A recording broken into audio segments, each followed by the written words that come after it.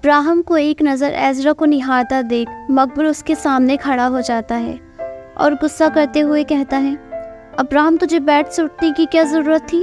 تجھے اچھے سے پتا ہے کہ اس وقت تیری باڈی کتنی کمزور ہے، مگر نہیں، تجھے تو پھر بھی اپنی چلانی ہے۔ میں نے اس لیے کہا تھا تجھ سے کہ انجیکشن کا دوسرا ڈوز لگوا لے، مگر تو کہاں میری بات ماننے والا ہے۔ نانیان کو بھی مقبول کی بات بالکل ٹھیک لگتی ہے، اس لیے وہ بھی ابراہم کو ڈانٹتے ہوئے کہتی ہے، ہاں ابراہم، آپ کو مقبول کی بات مان کر انجیکشن کا دوسرا ڈوز لگوا لینا چاہیے تھا بیٹا۔ نانیان اور مقبول کی بات سن ایزرا سوالیہ نظروں سے انہیں دیکھتے ہوئے کہتی ہے، آپ لوگ کس انجیکشن کی بات کر رہے ہیں؟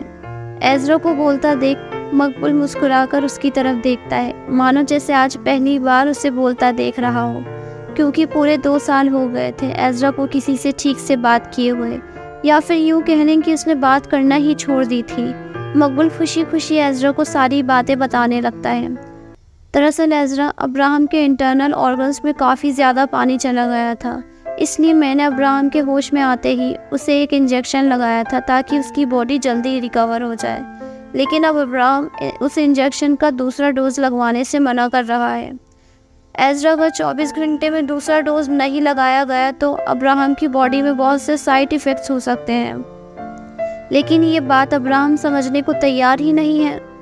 مقبول کی بات سن ایزرا ابراہم کی طرف دیکھتے ہوئے کہتی ہے، مقبول آپ جا کر انجیکشن لے کر آئیے، کیونکہ ابراہم ابھی دوسرا ڈوز لگوائیں گے۔ ایزرا کی بات سن ابراہم مسکراتے ہوئے اس کی طرف دیکھتا ہے۔ مقبول بھی مسکراتے ہوئے اپنے روم میں انجیکشن کٹ لینے جاتا ہے۔ دراصل مقبول نے یہ سب جان بوجھ کر ایزرا کے سامنے بولا تھا تاکہ ابراہم انجیکشن کا دوسرا ڈوز لگوا لے، کیونکہ اسے اچھے سے پتا تھا کہ ابراہم ایزرا کے سامنے چاہ کر بھی منع نہیں کر سکتا۔ کچھ ہی دیر میں مقبول انجیکشن کٹ لا کر ابراہم کو لگانے کے لیے اس کا ہاتھ کلین کرنے لگتا ہے۔ تبھی ایزرا اس کے پاس آتے ہوئے کہتی ہے، مقبول اسے لگانے کے بعد ابراہم ٹھیک تو ہو جائیں گے نا؟ ایزرا کی بات سن مقبول مسکراتے ہوئے کہتا ہے، ہاں ایزرا، اس انجیکشن کے بعد ابراہم کی باڈی ریکور ہونے لگے گی، لیکن یہ ڈوز لگنے کے بعد ابراہم کے انٹرنل آرگنز کو دھیرے دھیرے ریلیف ملے گا، جس سے ابراہم کو بہت گہری نیند بھی آ سکتی ہے۔ ہو سکتا ہے وہ پورا دن سوتا رہے، لیکن اس میں کوئی گھبرانے والی بات نہیں ہے، کیونکہ اس کے بعد ہمارا ابراہم بالکل ٹھیک ہو جائے گا۔ یہ کہتے ہوئے مقبول ابراہم کو انجیکشن لگا دیتا ہے۔ یہ دیکھ نانیان کے چہرے پر ایک اداسی چھا جاتی ہے، کیونکہ انہیں اچھے سے پتا ہے کہ ابراہم کو بچپن سے ہی میڈیسنز اور انجیکشن لینا بالکل نہیں پسند۔ آج مجبوری میں ہی صحیح، لیکن اسے یہ سب لینا پڑ رہا ہے۔ انجیکشن لگنے کے بعد مقبول وہاں سے چلا جاتا ہے تو وہیں نانیان بھی ایزرا کو آرام کرنے کا بول کر چلی جاتی ہیں، لیکن ایزرا کہیں نہ جا کر وہیں ابراہم کے پاس بیٹھ جاتی ہے۔ اس وقت رات کے 3 بج رہے ہوتے ہیں اور ایزرا وہیں بیٹھی ابراہم کے بیڈ کے سرہانے سر لگا کر بیٹھی ہوتی ہیں۔ اسے دھیرے دھیرے نیند آنے لگتی ہے۔ ابراہم خاموشی سے یہ سب دیکھ رہا ہوتا ہے۔ دراصل جب سے ایزرا نے مقبول سے ابراہم کو انجیکشن لگانے کو کہا تھا، تب سے ابراہم بس خاموشی سے صرف ایزرا کو ہی دیکھ رہا تھا، کیونکہ وہ نہیں چاہتا تھا کہ ایزرا بولنا بند کرے، وہ سننا چاہتا تھا اس کی آواز۔ کچھ ہی دیر میں ایزرا کی آنکھ لگ جاتی ہے۔ اسے سوتا دیکھ ابراہم اس کا ہاتھ اپنے دل کے پاس رکھتے ہوئے کہتا ہے، ایزرا، اگر میرے بیمار رہنے سے تم اس طرح میرے قریب رہو گی تو میں کبھی ٹھیک ہونا ہی نہیں چاہتا، کیونکہ تمہارے بنا میں نے کبھی اپنی زندگی سوچی بھی نہیں، اس لیے پلیز پلیز ایزرا، مجھے کبھی چھوڑ کر مت جانا۔ سوتی ہوئی ایزرا کو یوں ہی دیکھتے دیکھتے ابراہم نیند میں آغوش میں چلا جاتا ہے، یا یہ کہہ لیں کہ اس پر انجیکشن کا اثر ہونے لگتا ہے۔ صبح کا وقت ایزرا ابراہم کے روم سے اپنے روم میں جا چکی تھی، اس لیے نانیان وہاں بیٹھ جاتی ہیں۔ ابراہم اب بہت گہری نیند میں سو رہا تھا، تبھی روم میں مقبول آتا ہے۔ وہ نانیان کو وہاں بیٹھا دیکھ کہتا ہے، نانیان، میرا کسی امپورٹنٹ کام سے ابھی ہاسپٹل جانا بہت ضروری ہے، اس لیے میں شام کو ہی یہاں آ پاؤں گا، اور آپ بھی فکر مت کیجیے، ابراہم اب بالکل ٹھیک ہے۔ دیکھنا آپ جب وہ سو کر اٹھے گا تو کتنا فٹ اینڈ فائن دکھے گا، اس لیے جائیے آپ بھی جا کر آرام کیجیے۔ مقبول کی بات سن نانیان اسے دیکھتے ہوئے کہتی ہیں، مقبول، وہ دراصل ہمیں چرچ جانا تھا، لیکن ابراہم، نانیان نے اتنا ہی کہا تھا کہ تبھی مقبول بول پڑتا ہے، نانیانا آپ بے فکر ہو کر چرچ جائیے، اور رہی بات ابراہم کی تو میری نظر 24 گھنٹے اس پر ہے، اور ویسے بھی اب گھبرانے جیسی کوئی بات نہیں ہے، وہ بس سو رہا ہے، اس لیے ہمیں بھی اسے اکیلا چھوڑ دینا چاہیے۔ مقبول کی بات سن نانیان بے فکر ہو کر چرچ چلی جاتی ہیں۔ مقبول بھی وہاں سے سیدھا اپنے ہاسپٹل کے لیے نکل جاتا ہے۔ اب ابراہم روم میں اکیلا سو رہا ہوتا ہے، اس کے چہرے پر ایک عجیب سا سکون جھلک رہا ہوتا ہے۔ آج وہ گھنٹوں تک یوں ہی سوتا رہتا ہے۔ تبھی روم کا ڈور کھلتا ہے اور ایزرا اندر آتی ہے۔ اس نے ایک بے حد خوبصورت ڈارک بلو کلر کی ڈریس پہن رکھی ہوتی ہے۔ آج ایزرا بہت خوبصورت لگ رہی تھی۔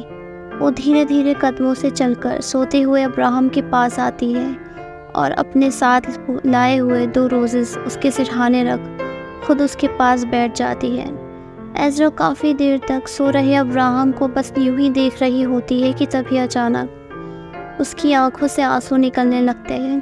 وہ ابراہم کا ہاتھ پکڑ پیار سے اس کا نام لیتے ہوئے کہتی ہے، ابراہم تم نے کہا تھا نا کہ یہ وائٹ روزز اور ریڈ روزز آپس میں مل چکے ہیں اور اب ایک ساتھ ہیں، لیکن میں نے کہا تھا کہ ہاں مل چکے ہیں لیکن ٹوٹ کر۔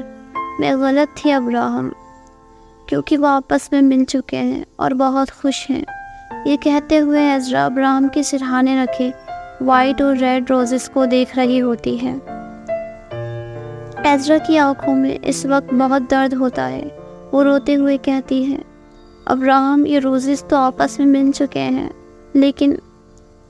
لیکن ہم کب ملیں گے یہ نہیں پتا۔ ہاں ابراہم، ہاں میں جا رہی ہوں، شاید ہمیشہ کے لیے۔ بہت بری ہوں نا میں، تمہیں اس طرح چھوڑ کر جا رہی ہوں، لیکن میں کیا کروں، میں نہیں دیکھ سکتی تمہیں ہر دن اس طرح ٹوٹتے ہوئے۔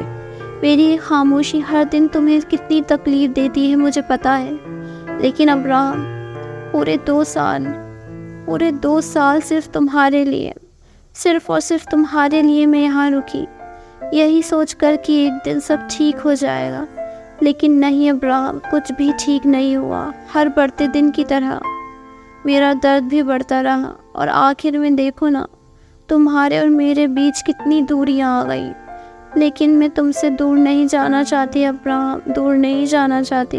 میں ہمیشہ تمہیں یہاں اپنے دل کے پاس رکھنا چاہتی ہوں۔ یہ کہتے ہوئے ایزرا ابراہم کا ہاتھ اپنے دل پر رکھ لیتی ہے۔ ابراہم اب بھی گہری نیند میں سو رہا ہوتا ہے۔ ایزرا نے ابراہم کا ہاتھ کس کے پکڑ کر اپنے دل کے قریب رکھا ہوتا ہے۔ اس کے آنسو لگاتار ابراہم کے ہاتھ پر گر رہے ہوتے ہیں۔ تبھی وہ روتے ہوئے اپنا سر اس کے سینے پر رکھ لیتی ہے اور کہتی ہے، ابراہم تم کہتے ہو نا کہ تمہارے پاس ایک میجک سٹک ہے جس سے تم میری ساری پرابلم سالو کر سکتے ہو، تو پلیز کر دو نا، اسے بھی مجھ سے دور کر دو نا ابراہم، پلیز کر دو نا ابراہم، مجھے بہت تکلیف ہوتی ہے ابراہم، بہت زیادہ تکلیف ہوتی ہے، نہیں جانا مجھے تم سے دور، روک لو نا پلیز، مجھے کر دو اپنی میجک سٹک سے سب ٹھیک۔ یہ کہتے ہوئے ایزرا زور زور سے رو رہی ہوتی ہے۔ اس کی سسکیوں کی آواز پورے روم میں گونج رہی ہوتی ہے۔ آج ایزرا کا یوں رونا کسی کو بھی رلا سکتا تھا۔ شاید ابراہم نے بھی اپنی ایزرا کو ایسے ٹوٹ کر روتے ہوئے کبھی نہیں دیکھا تھا۔ آج ایزرا رو رو کر اسے اپنا درد بتا رہی تھی، لیکن ابراہم اپنی گہری نیند میں سو رہا تھا۔ اسے تو ہوش ہی نہیں تھا کہ اس کی ایزرا ہمیشہ کے لیے اسے آج چھوڑ کر جا رہی ہے۔ نہ جانے لیکن پھر بھی کیوں اس کا دل نیند میں بھی بے چین ہو رہا تھا، جیسے اسے احساس ہو گیا ہو کسی کے دور جانے کا۔ ابراہم کو نیند میں بے چین ہوتا دیکھ ایزرا اپنا سر اس کے سینے پر سے ہٹا لیتی ہے۔ تبھی ابراہم نیند میں ایزرا کا نام پکارنے لگتا ہے، ایزرا، ایزرا۔ یہ دیکھ ایزرا دونوں ہاتھوں سے اس کا چہرہ اپنے قریب کر اپنے ہونٹ اس کے ہونٹوں پر رکھ دیتی ہے اور بہت سافٹلی اسے کس کرنے لگتی ہے۔ ایزرا لگاتار ابراہم کو کس کر رہی ہوتی ہے۔ اس کی آنکھوں کے آنسو بہہ کر ابراہم کی آنکھوں پر گرنے لگتے ہیں۔ اس کے بعد ایزرا ایک پل بھی وہاں نہیں رکتی، وہ روتی ہوئی فوراً وہاں سے باہر چلی جاتی ہے۔ اس نے جاتے ہوئے ایک بار بھی پیچھے مڑ کر نہیں دیکھا تھا، شاید اس لیے اگر دیکھ لیتی تو خود کو ابراہم کے پاس رہنے سے روک نہیں پاتی، لیکن گہری نیند میں سو رہے ابراہم کو تو یہ بھی نہیں پتا کہ اس کی عذرا اسے ہمیشہ کے لیے چھوڑ کر جا رہی ہے۔ جس کے جانے کا ڈر اسے روز ستایا کرتا تھا، آج وہی عذرا اسے اس ڈر میں چھوڑ کر یہاں سے جا چکی ہے۔